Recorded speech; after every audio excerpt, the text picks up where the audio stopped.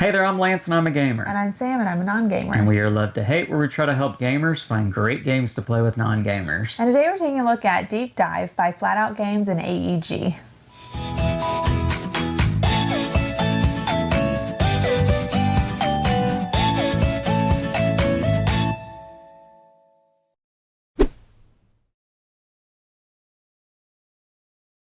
Deep Dive is a press your luck game in which you control a waddle of penguins. Bet you didn't know that that's what you call a group of penguins. I didn't know that till I played Deep Dive. And what you're doing with your penguins is diving into the water and seeing how far you can go to find the best food tiles. But you got to be careful because there are predators in the water, and the further you go into the water, the more predators you will find. And you don't want to find them because they will capture your penguins.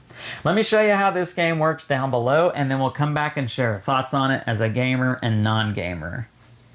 Alright, I have Deep Dive on the table. Let me show you how this Press Your Luck set collection game is going to work.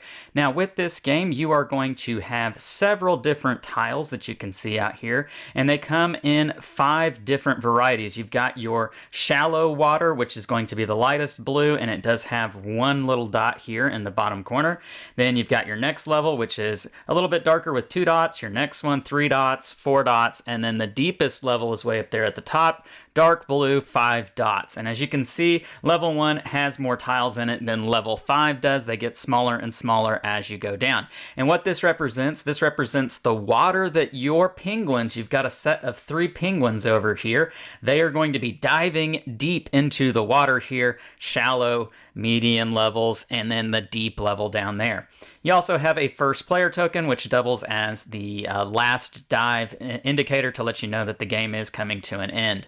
Now, this game is pretty simple. It is going to involve you deciding how deep you want to go with your dolphins, your penguins, and trying to collect prey throughout the course of the game, avoiding predators, because there are good tiles and there are bad tiles in these stacks.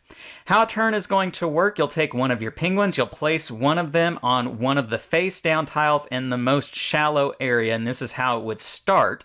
Later on in the game, you might be able to start in lower levels depending on what you've done previously. So maybe I place on this tile right here, and I would flip that tile over and reveal what it is. Now, there's going to be a lot of different prey tokens. These are prey, and they're going to have a point value here in the bottom right.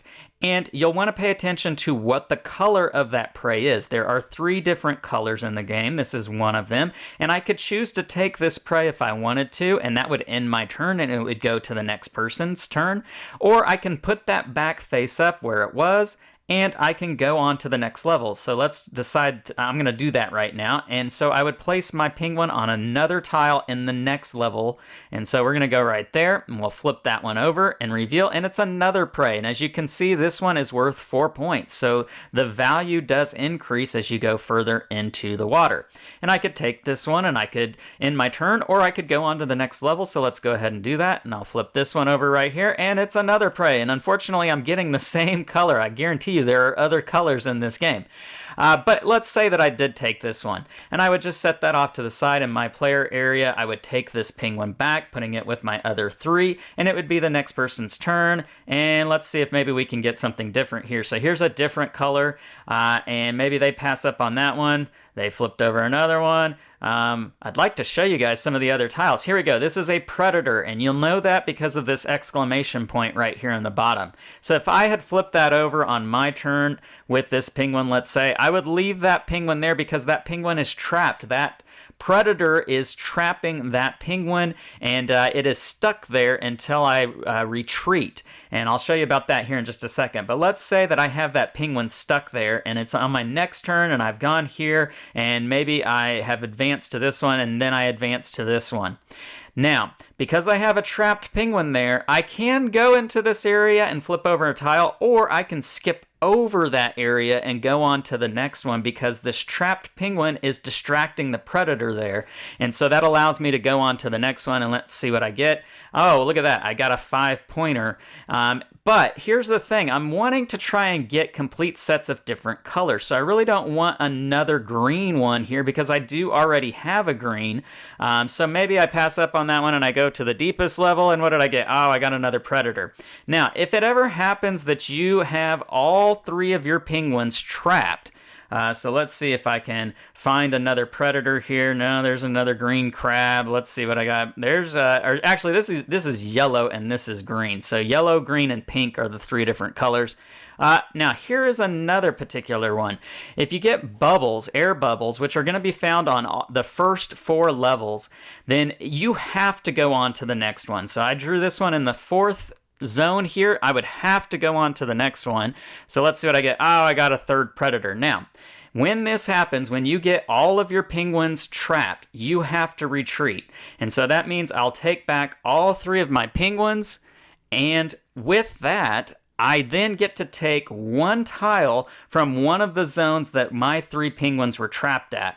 And it has to be face up, so in this case I would take this one right here, and I would then take all 3 of my penguins back, and that would end my turn, and I would be able to use these penguins again on my next turn. Again, what I'm trying to do, though, I'm trying to get complete sets, because if I get complete sets with 3 colors, then I'm going to get the full value of the points that are printed down in the bottom right. If I don't have complete sets by the end of the game, then I'm only going to get half the points for what you have here. So you definitely want to try and complete your sets while at the same time increasing the value of the prey that you're getting, which means that you will more than likely have to go further into the water. Now, there are some other tiles that you will come across. Let me see if I can't find one. Here it is. So there are rocks in the game. Now, whenever you flip over a rock, you can take the rock and that will end your turn, or you can leave the rock there and move on to the next level. Why would you ever take a rock? Well, if you take a rock, it means that you are going to be using it later on a future turn. You're going to ingest the rock, and I guess that's something that penguins do. When you ingest the rock, you will discard the rock, and you will be able to start your turn on any of the levels. You can go as far as you want, but just know the farther you go, the more predators there will be in that level. So there's a higher likelihood that you'll bust if you go further into the water. Now, players will continue to do this, deciding when they want to take prey or if they want to keep advancing. And the game is going to end when any one of the levels has no more face-down tiles. At which point, then that will be the last dive. You'll finish out that round, and then you will see how many points you have with your completed sets. Again, receiving half points for incomplete sets.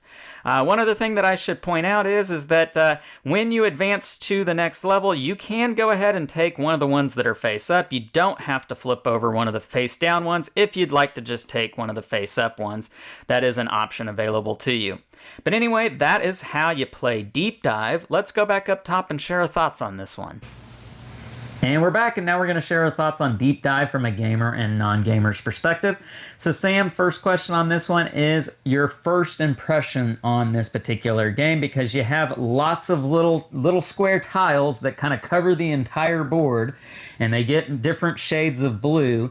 You've got these really cute penguin meeples. What was your first thoughts as you saw this out on the table? I mean, it's a big footprint. There's Yes. a lot going on. You will need some space to play this game. And at first you're just like, is this like a matching game? Because there's just lots of squares. It looks like a kid's game. It looks like Yeah. a matching game, which if you're like me and you see matching game, you're like, oh gosh, I'm going to be here for 45 minutes Yeah. and I'm going to dread every second of Yeah. it.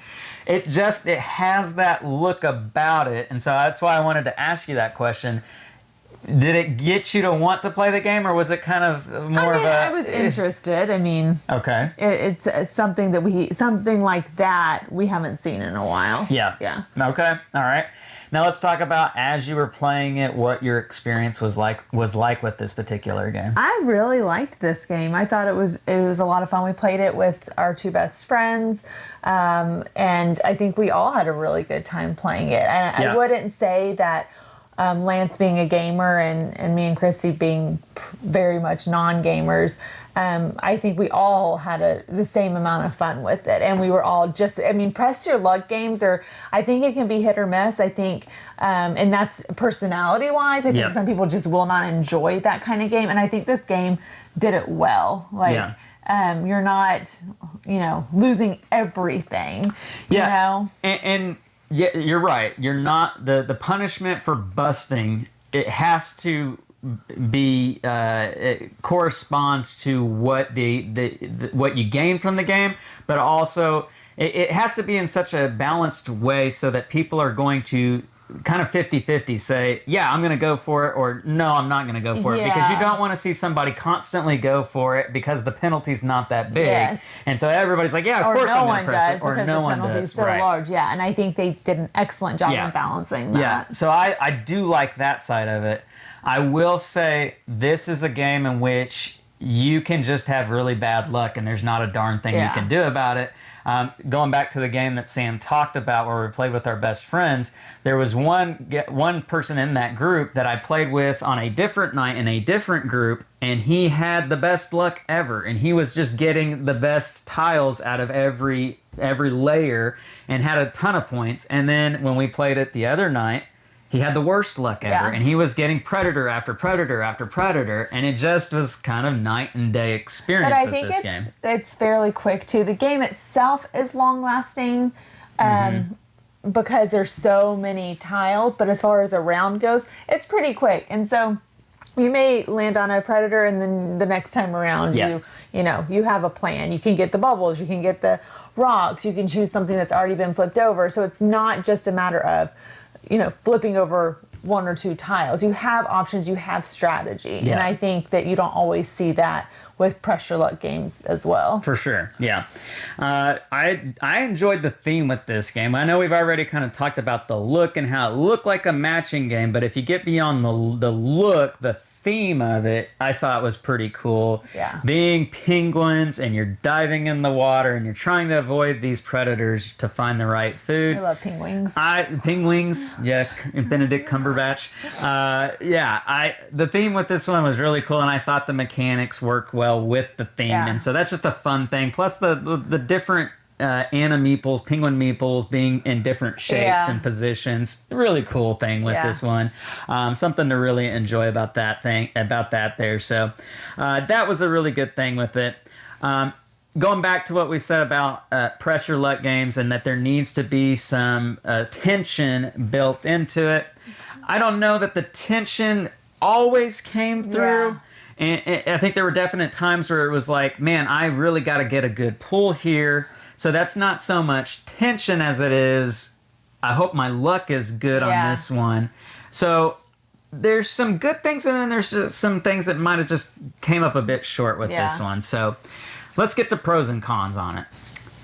So pros and cons for Deep Dive. Sam, what were the things that stood out to you in a good way? I just thought it was an interesting concept of having penguins. I was going to say penguins. The shallow water to the deep water. I thought the progression of the color of the tiles was very interesting. How many predators? I mean, it makes sense. It just makes sense what you're doing. The idea that bubbles are going to automatically push you on to the next level. A rock is going to get you hold a rock and you like that. Just I thought they did an excellent job in the presentation. The theme was excellent. So it was a lot of fun. I had a lot of fun playing it. And our friend who is consistently telling Lance, bring games over I've played before and I like. She said, Lance, bring this one back. I know how to play it. I enjoyed it. Yes. So I think that always is a really good feeling for us. Yeah, for sure. You're gonna find some people that really that like this game because it's simple to understand, and the presentation. Going back to the presentation of it, it makes sense. So it's intuitive. People are gonna see the shallow water tiles are the lighter blue, the deeper tiles are the darker blue, and I find better things in the deeper water, but there's more risk. Like these things are going to be very intuitive for people to see and understand. But I don't think it's so light that it's definitely not. I wouldn't put it in the same category as party games. Like it's a game. Yeah. And it just happens to be a little bit lighter, and I think it's a really good option for mixed company gamers and non-gamers. Yeah. I think this is a good couples game. And I don't know so much as two people. That's not what I mean, but like couples playing together, like, you know, like a double date night, let's say. This would be a good experience. Now, I think you could play it with two people and have a good time. Yeah. So, you know, I think couples and pressing your luck is a good experience, and I think this is one that can bring that out with couples. So, anything about it that doesn't work so great for you? I think what you said, like, does it really pull you to, what am I trying to say? Tension? Does it make you stress out in a good way? Yeah, and I think there's not a whole lot of tension, but sometimes Lance would like to increase the tension, and I'm like, this is great. Like, this is just a fun game. Everyone's having a good time. No one's getting mad. Like, this is a great game to play with, you know, people that just don't want to lose. And, Well, so I think this is... Not lose. That probably wasn't the right way to say it. Well, this is going to sound cliche, but it's a cooler experience. And what I mean by that is like, it's a mellow and there's not very much of the gripping the table, hope I make the right call here type of experience. It's more like I'm going to go with this, and if it doesn't work out, kind of thing. And you have so many turns to get what you need. And that's a part of it, too. And and at the end, I think we are fairly close to each other. Yeah. I can't even remember who won, which says a lot. Christy won, so Which is why she wants us to bring it back. Partly, probably. But I just think that there's so many turns to get what you need. The turns go by so quickly. You can kind of come up with a plan by the time it comes up the next time. I just think it's a really fun game to play. I think for me, what I mean by there's not a lot of tension in the game. It does feel like I don't know how to say this. It does sort of feel like that if I bust, I'm still getting something out of it. So the penalty's not ridiculously bad, like we've said already. Yeah. And you do still get to feel like you got something out of it. So it's not the end of the world. It's not super crushing. I just would have liked there to have maybe been another way to bust or another negative aspect tied to it, right? Like maybe I have to, if I bust so many times, I have to throw away a tile. Like I throw the predator off my track because I got rid of the smallest food tile or something along those lines to really make it more nail-biting experience, if that makes sense. But then again, I'm the gamer, and I want that kind of thing with my games. This is fun. Yeah, and Sam is just here for, let's all have fun. Is everybody happy? Right, let's make everybody happy, right. All right, scale of 1 to 10, love to hate for Deep Dive. Where does this one come in at for you? I'm going to probably rank this higher than Lancewood just because, you know, we're ranking this on our normal board game scale, and I had a good time. I think it's something we'll definitely be playing again. I'm going to rate it a 7.8. Whoa. I know. I liked it. I had fun with it, but I think it was a little too light for Lance. Well, I don't know that it's so light because I can like a game and it doesn't need to be super heavy and have this 25-page rule book for me to enjoy it. I think for me, it needs to be something that requires me to really kind of, like I've said several times, stress out over what my decision is here. And I just don't know that I ever really felt that to an nth degree with this particular game. Maybe just a shade. But I'm okay that that's not what this game is getting out of me. I do enjoy it more than what this design team did with a previous game that was Press Your Luck called 10. That one I didn't really care too much for, so I do like this one more than that one.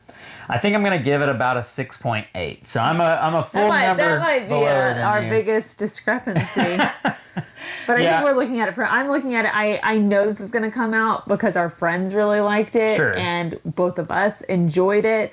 And so as far as like how often it's going to come on the table, I bet we see this again this month on the table. Yeah. So and as I've said in other videos, that is going to make me have better feelings towards a game simply for the fact that I know we're going to play it. And no matter how much I really like a game, if I don't think it's ever going to get to the table, then that's going to damper my feelings towards said game. Yeah. And so vice versa. If I know it's going to hit the table more often, then I'm going to probably have more positive feelings towards it. Yeah. So, but you know, as it is, it's an all right game is what I'm going to say about it. Whereas you probably really like it. So, but that's our thoughts on Deep Dive. It is from Flat Out Games and AEG. Leave us some comments down below. Let us know what you think about this game. Make sure to like and subscribe and push that bell button so you get notifications of all our new content. I'm Lance. I'm Sam. And we are Love to Hate, where we try to bridge the gap between gamers and non-gamers. We'll catch you next time.